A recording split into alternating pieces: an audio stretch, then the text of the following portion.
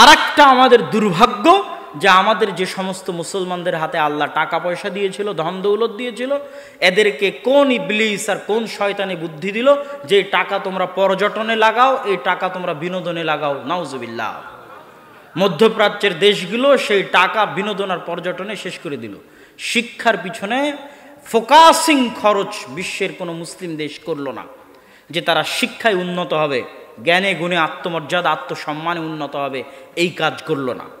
সম্মানিত উপস্থিতি, এইরকম এক ভয়াবহ পরিস্থিতিতে মুসলমানদের উত্তরণের জন্যই বিশেষ করে আমাদের দেশে আরও চলমান রানিং যে শিক্ষা কারিকুলাম আছে, এই শিক্ষা কারিকুলামে যেভাবে সন্তানদেরকে ধর্মহীন বা ধর্মবিদ্বেষী বা যেভাবে উলঙ্গপনা, বেহায়াপনা, নাচ এবং গানের মতো হারাম বিষয়কে প্রকাশ্যে স্কুলের সিলেবাসে অন্তর্ভুক্ত করে প্রকাশ্যে ওই নাচ এবং গান শেখানোর জন্য শিক্ষক নিয়োগ দিয়ে, শিক্ষককে মুসলমানদের ট্যাক্স আর করের টাকায় বেতন দিয়ে প্রকাশ্যে মুসলমানের সন্তানদেরকে নাচ এবং গান শেখানো হবে, বেহায়াপনা, উলঙ্গপনা, অশ্লীলতা শেখানো হবে, স্কুলে এই সকল কার্যক্রম সম্পূর্ণ।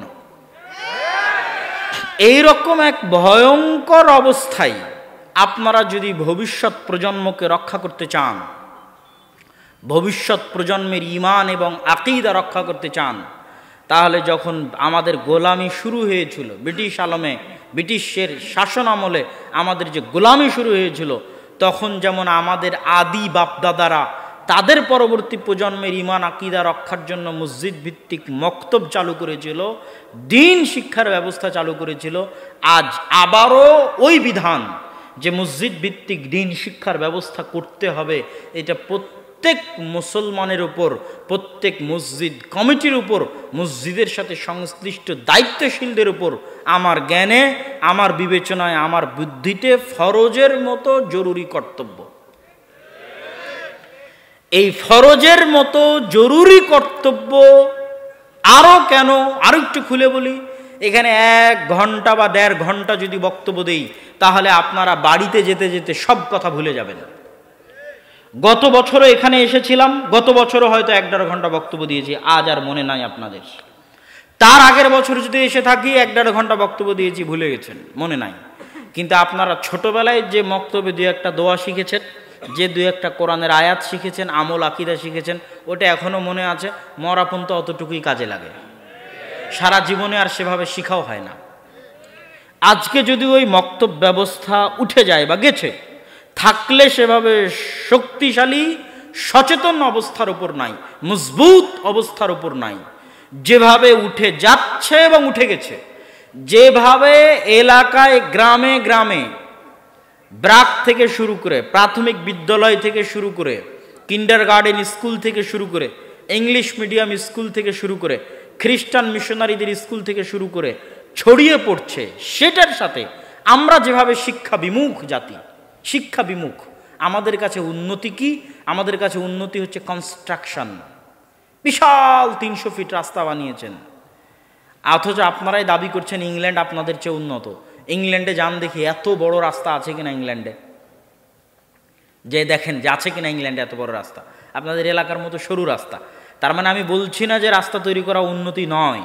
আপনি মনে করছেন বিশাল দুবাই বুর্জ খলিফা বানিয়ে আপনি উন্নত হয়েছেন, তো বুর্জ খলিফার মতো আর বুর্জ খলিফা আমেরিকা ইউরোপে আছে কিনা দেখেন তো, নাই।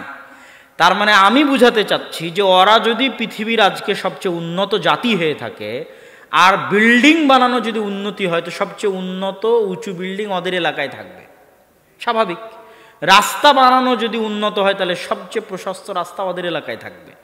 সেটা ওদের এলাকায় নেই, মুসলমানদের এলাকায় আছে, কিন্তু মুসলমানেরাই গোলাম। তাহলে ওরা কি দিয়ে পৃথিবী চালাচ্ছে ভাই? ওদের কাছে আছে অক্সফোর্ড, ক্যামব্রিজ, হার্ভার্ড, যা আপনার কাছে নাই। তাহলে মুসলমানেরা যদি উন্নত হতে চায়, তো ওখানে কাজে লাগাতে হবে। ওই একই রোগ, একই অসুস্থতা মুসলমানদের আপনাদের রুট লেভেলে, স্বাভাবিক রুট লেভেলে। মসজিদ উন্নত কেন? মসজিদে টাইলস আছে, মসজিদে এসি আছে। তো মসজিদ স্বর্ণ দিয়ে বানিয়ে দেন, এলাকার শব্দ জুয়াখোর মদ করে ভরে গেছে। তো স্বর্ণ দিয়ে মসজিদ বানিয়ে কি করবেন? যেখানে আশেপাশের সব মদখোর, জুয়াখোর, ফ্রি ফায়ার, পাবজি, এগুলোতে যুবক সমাজ ডুবে গেছে, ওই এলাকার মসজিদ স্বর্ণ দিয়ে বানিয়ে কি করবেন? এই জন্য আমি এখন পর্যন্ত 130-এর অধিক মসজিদ সফর করে ফি সাবিলিল্লাহ, আল্লাহর সন্তুষ্টির জন্য 130-এর অধিক মসজিদ সফর করে শক্তভাবে মসজিদ কমিটিদেরকে বলা আছে যে এই মসজিদের টাইলস বিক্রি করে মসজিদে মক্তব চালু করেন, মসজিদের এসি বিক্রি করে মসজিদে মক্তব চালু করেন। এরকম অসংখ্য মসজিদে গেছি যেখানে মসজিদে এসি আছে, টাইলস আছে, কিন্তু মসজিদে মক্তব নাই। কোথাও মক্তব আছে বেহাল দশা, খোঁজ নেওয়ার কেউ নাই, দেখার কেউ নাই।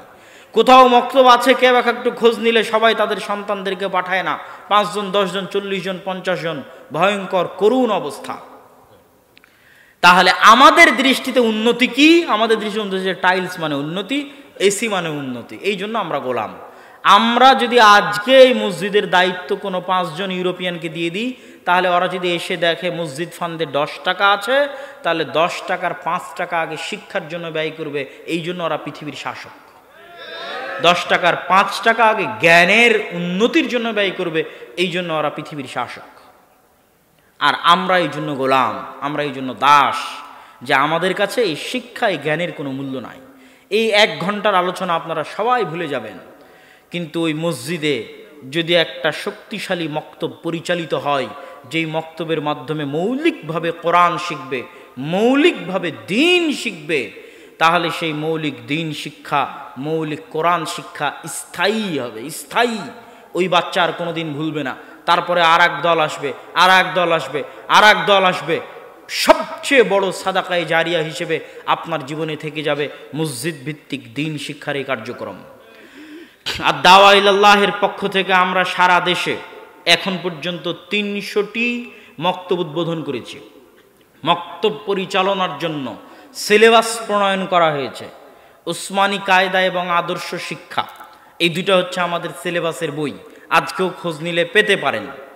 এই বইয়ের উপর শিক্ষকদের ট্রেনিংয়ের ব্যবস্থা করা হয়েছে। আজকে এখন আল জামিয়া সালাফিয়া ডাঙ্গিপাড়া পবা রাজশাহীতে 3য় ব্যাচের 10 দিন ব্যাপী ট্রেনিং চলতেছে, যেখানে বাংলাদেশের বিভিন্ন অঞ্চল থেকে 30-এর অধিক মক্তবের শিক্ষকেরা একত্রিত হয়েছে। 2য় ব্যাচে 70 জন মক্তবের শিক্ষক ট্রেনিং নিয়েছে। প্রথম ব্যাচে 40 জন মক্তবের শিক্ষক ট্রেনিং নিয়েছে। আর এখন 3য় ব্যাচের ট্রেনিং চলতেছে জামিয়া সালাফিয়া ডাঙ্গিপাড়া পবা রাজশাহীতে। এখন আজকেও ট্রেনিং নিচ্ছে। এই যে 40 জন, 70 জন, 30 জন, এদের সকলের যাতায়াত খরচ ফ্রি। আল জামিয়া সালাফিয়া বহন করবে, আর দাওয়া ইলাল্লাহ বহন করবে, করেছে। প্রথম ব্যাচে যারা এসেছে তাদেরকে যাতায়াত খরচ দেওয়া হয়েছে। 2য় ব্যাচে যারা এসেছে তাদেরকে যাতায়াত খরচ দেওয়া হয়েছে। 3য় ব্যাচে যারা আসবে তাদেরকেও যাতায়াত খরচ দেওয়া হবে। এদের থাকা এবং খাওয়া ফ্রি, আর দাওয়া ইলাল্লাহ বহন করবে। এদের প্রত্যেকের হাতে একটা করে মক্তবের জন্য 5টা থেকে 10টা করে কপি বই ওই মক্তবের ছাত্রদের জন্য ফ্রি দেওয়া হয়েছে। যতজন শিক্ষক এখানে ট্রেনিং নিতে এসেছে তার মক্তবের জন্য 5 থেকে 10 কপি করে বই আমাদের সাধ্য অনুযায়ী ফ্রি দেওয়া হয়েছে। তা এবং আমার পক্ষ থেকে ঘোষণা আছে, সমগ্র জাতির উদ্দেশ্যে ওপেন মাঠে ঘোষণা আছে যে আমি আব্দুল্লাহ বিন আব্দুর রাজ্জাক, আমাকে জালসার জন্য দাওয়াত দিয়ে আপনি ক্রয় করতে পারবেন না। যদি বলেন যে আপনাকে 50,000 দিব, 1 লাখ দিব, কিনতে পারবেন না, আমার প্রয়োজন নাই। কিন্তু আপনি বলেন যে আপনার এলাকার মসজিদে মক্তব চালু করবেন, আমার যাওয়ার দরকার আছে ওখানে, আমি ফি সাবিলিল্লাহ আপনার ওখানে যাব। এখন পর্যন্ত 140-এর কাছাকাছি মসজিদে গেছি, এখানেও এসেছি। দায়িত্বশীলেরা বলুক যেই দিন এসেছি সেই দিন তারা কোনো হাদিয়া আমাকে দিতে পেরেছে কিনা। 140টা মসজিদের দায়িত্বশীলেরা বলুক যে আব্দুল্লাহ বিন আব্দুর রাজ্জাক তাদের এলাকায় গেছিল, তারা হাদিয়া দিতে পেরেছে কিনা। জাতির সাথে ওয়াদা। এত কিছু করার পরেও যদি আপনি আপনার মসজিদে মক্তব চালু না করেন, তাহলে এর জন্য আপনি দায়ী, আমি না। আপনি যদি আপনার মসজিদের মক্তব আর দাওয়া ইলাল্লাহর অধীনে দিয়ে আপনার শিক্ষককে ট্রেনিং দিয়ে শক্তিশালী না করেন, এত সুযোগ সুবিধা দেওয়ার পরও, এত চেষ্টা এবং পরিশ্রমের পরও, তাহলে কিয়ামতের মাঠে আপনি জবাবদিহি করবেন আল্লাহর সামনে, আমি না। অতএব জাতির সামনে উদাত্ত আহ্বান জানিয়ে যাচ্ছি, বাংলাদেশের প্রত্যেক মসজিদে, কি হানাফি কি আহলে হাদিস, হানাফিও যদি বলে এখানে আসতে হবে কোরআন শিক্ষার জন্য, আমি যেতে প্রস্তুত আছি। কি হানাফি কি আহলে হাদিস, প্রত্যেক মসজিদে দিন শিক্ষা, মসজিদ ভিত্তিক দিন শিক্ষা বাস্তবায়ন করতে হবে। এটা আমাদের চ্যালেঞ্জ, এটা আমাদের যুদ্ধ। আর দাওয়া ইলাল্লাহর মাধ্যমে সারা দেশে আমরা এই যুদ্ধ, এই চ্যালেঞ্জ নিয়ে সফর করতেছি, চেষ্টা করতেছি আল্লাহর সন্তুষ্টির জন্য, জাতির স্বার্থে, মুসলিম জাতির স্বার্থে, নির্দিষ্ট কোনো গোত্র বা দলের জন্য নয়, মুসলমানদের সন্তানের স্বার্থে, মুসলমানদের ভবিষ্যৎ প্রজন্মের স্বার্থে, মুসলমানদের ভবিষ্যৎ স্বাধীনতা রক্ষার স্বার্থে, তাদের মান সম্মান ইজ্জত ঈমান এবং আকীদা রক্ষার স্বার্থে। অতএব এই মৌলিক বেসিক কাজে সারা দেশের সকল মুসলমানদের এগিয়ে আসা আমার মাধ্যমে করতে হবে, দাওয়া ইলাল্লাহর মাধ্যমে করতে হবে, এটা জরুরি নয়, কিন্তু মসজিদে দিন শিক্ষার ব্যবস্থা হতে হবে, এটা জরুরি। শুধু কোরআন শিখিয়ে থামা যাবে না, মৌলিক দিন শিখাতে হবে। আমাদের যে দিন শিক্ষার যে বইটা আদর্শ শিক্ষা নামে লেখা আছে, সেখানে আদব কায়দা, কথাবার্তা, দোয়া, আকীদা, নবীর জীবনী সব কিছু অন্তর্ভুক্ত করা আছে, সালাত, অজু, মৌলিক দিন শিক্ষারও ব্যবস্থা মসজিদে থাকতে হবে। তো সকল ব্যবস্থাপনা দাওয়া ইলাল্লাহর কাছে আছে। যদি আমাদের যারা লাইভ দেখছেন তারাও দেখতে পারেন, যারা এখান থেকে উঠে যাবেন, যারা বই কেনার সময় আসবেন তারা আমাদের দায়িত্বশীলের সাথে যোগাযোগ করতে পারেন। লাইভে আমাদের যে ফর্ম দেওয়া আছে গুগল ফর্ম, ওটা পূরণ করলে ওইটার ভিত্তিতে আমরা ধীরে ধীরে সফর করতেছি। ওইটার ভিত্তিতে যোগাযোগ করে আমরা মসজিদের মক্তবের শিক্ষকদেরকে ডেকে ট্রেনিং দিয়ে তার এলাকায় মক্তব চালু করে দিচ্ছি।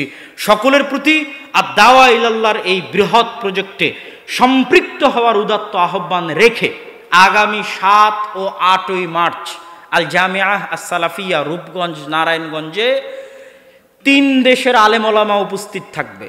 ভারতের আলেম ওলামা উপস্থিত থাকবে, সৌদি আরবের আলেম ওলামা উপস্থিত থাকবে, আর বাংলাদেশের আলেম ওলামা থাকবে ইনশাআল্লাহ। এই 3 দেশের আলেম ওলামার উপস্থিতিতে সালাফি কনফারেন্স 7 ও 8ই মার্চ জামিয়া সালাফিয়া রূপগঞ্জ নারায়ণগঞ্জ। উক্ত সালাফি কনফারেন্সে আপনাদের আসার উদাত্ত আহ্বান জানিয়ে এবং সকলকে মাসিক আলে ইতিসাম পত্রিকাটি নিয়ে যাওয়ার উদাত্ত আহ্বান জানিয়ে পুরো বক্তব্যের সামারি, যে টার্ম, যে পরিভাষাগুলো ব্যবহার করেছি পুরো বক্তব্যে, কি কি পরিভাষা ব্যবহার করেছি, আমরা হচ্ছে এই যুগের বানু ইসরাইল, আর ফিলিস্তিনে যারা আমাদেরকে জবাই করতেছে এরা হচ্ছে এই যুগের ফেরাউন। আর এই কাজ ভুলেও করবেন না যে ফিলিস্তিনে যে মুসলিম ভাইদেরকে অত্যাচার হচ্ছে ওদেরই ভুল ধরে ওদেরকেই ছোট করে যে তোরা এরকম করলি কেন, তোদের জন্য এই হলো, তোদের জন্য এই হলো। এটা যে বানু ইসরাইলের স্বভাব, নিচু হীন স্বভাব। আপনার ভাই মরতেছে, ওর কি ভুল সেটা পরে পিঠে হাত বুলিয়ে সংশোধন করা যাবে, কিন্তু যে আপনার ভাইকে মারতেছে, আপনার ভাইয়ের ভুলের জন্য ওই অত্যাচারী জালেম ফেরাউনকে জাস্টিফাই করার কোনো উপায় নাই। এটা কখনোই একজন ইমানদার মুমিনের বৈশিষ্ট্য হতে পারে না, যেটা আজকে ইসলামী ভ্রাতৃত্বের আলোচনার মাধ্যমে আপনাদেরকে বোঝানোর চেষ্টা করেছি।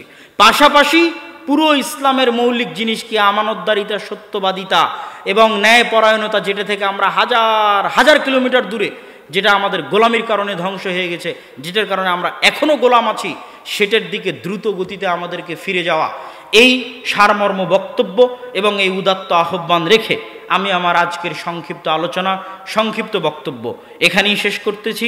আল্লাহ সুবহানাহু তাআলার নিকটে দোয়া করি যে আল্লাহ সুবহানাহু তাআলা দাওয়া ইলাল্লাহর, আপনাদের উস্তাদ জি আছে, শাইখ আব্দুর রাজ্জাক বিন ইউসুফ হাফিজাহুল্লাহ আছেন, তিনি আপনাদের সামনে বক্তব্য পেশ করবেন। আল্লাহ সুবহানাহু তাআলা আমাদের এই দাওয়াতি কাজ, আমাদের এই বক্তব্য, জামিয়া সালাফিয়া, দাওয়া ইলাল্লাহ, এগুলোকে কবুল করুক, আল্লাহুম্মা আমিন। কয়েকটি প্রশ্ন হয়তো আমার জন্যই দেওয়া হয়েছে, আমি এই প্রশ্নের উত্তরগুলো দিয়ে এখান থেকে উঠে যাব। আমি আব্দুর রাজ্জাক বিন ইউসুফ হাফিজাহুল্লাহর বক্তব্য শুনে প্রতিদিন গালাগালি করতাম। এখন প্রতি রাতে আব্দুর রাজ্জাক বিন ইউসুফের আলোচনা না শুনলে আমার ঘুম হয় না। আমি আমার পূর্বের কার্যকলাপের জন্য সকলের কাছে ক্ষমা চাই। আল্লাহ সুবহানাহু তাআলা আপনাকে ক্ষমা করুন এবং ঈমানের উপর অটল রাখুন, আল্লাহুম্মা আমিন। শায়েখ, আমার বাবা মারা গেছে, আমি তার কবর জিয়ারত করতে চাই, কিন্তু আমি জেনারেল শিক্ষিত, আরবি পারি না। এখন কিভাবে বাবার জন্য দোয়া করব? কবর জিয়ারতের একটা ছোট্ট দোয়া আছে, এটা মুখস্থ করে নেবেন। মুখস্থ করা সম্ভব না হলে কবরের পাশে দাঁড়িয়ে কেবলামুখী হয়ে আল্লাহর কাছে বাংলায় যেটা ভালো লাগে সেটা দোয়া করবেন। পিতার ক্ষমার জন্য দোয়া করবেন এবং তার জন্য আল্লাহর রাস্তায় সাদাকায়ে জারিয়া হিসেবে দান করবেন। এমন এক সময় ছিল তখন নাকি এইগুলো কথা, যেটা আপনি প্রশ্ন জিজ্ঞেস করেছেন সেটা ভুয়া কথা, সত্য নয়। তো ঠিক আছে, আমি আমার বক্তব্য এখানেই শেষ করলাম। ওয়া আখিরু দাওয়ানা আনিল হামদুলিল্লাহি রাব্বিল আলামিন। আসসালামু আলাইকুম ওয়া রাহমাতুল্লাহি ওয়া বারাকাতুহু।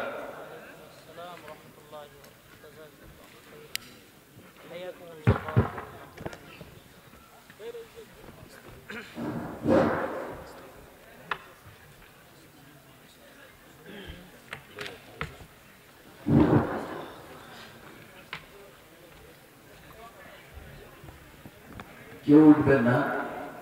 এরপরে আমাদের আজকের এই আলোচনা মাহফিলের মূল আকর্ষণ যিনি আপনাদের সকলের পরিচিত বক্তা সবাই